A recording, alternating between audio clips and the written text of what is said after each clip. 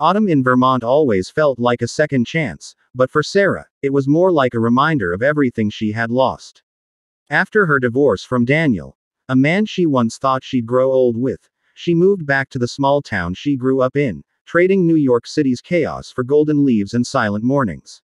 She opened a tiny bookstore in an old colonial building, hoping the smell of aged paper and cinnamon candles would drown out the echoes of her past.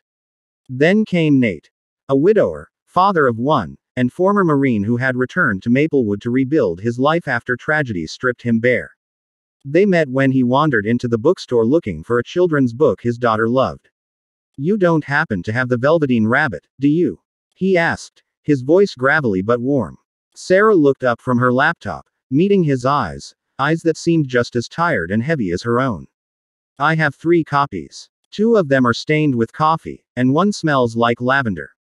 He smiled for the first time in what felt like years. "I'll take the lavender." Their connection was slow burning, like the wood stove in Sarah's shop. It started with coffee, then dinner, then long walks discussing grief, broken marriages, parenting, and why the world sometimes chewed people up and spat them out with no warning. But just when things seemed to bloom again, the weight of their pasts began to rise between them like a fog.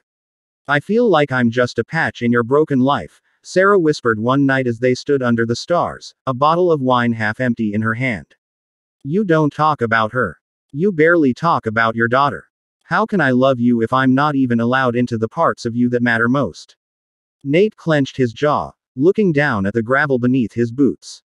"You think this is easy? That I can just flip a switch and forget I had a wife who died in my arms?" "No," she said softly. "I don't want you to forget her. I want you to remember her and still choose me." Days turned into silence. Nate stopped showing up at the bookstore. Sarah stopped leaving her porch light on. Then, one evening, during the town's harvest festival, Sarah spotted him sitting alone by the hay bales, his daughter asleep in his lap. He looked older, lonelier, like a man who'd lost something twice. She hesitated before approaching. "You used to talk more when we barely knew each other," she said gently. Nate looked up, his expression unreadable. "That's because back then, I wasn't afraid of losing you. And now I know I could love you.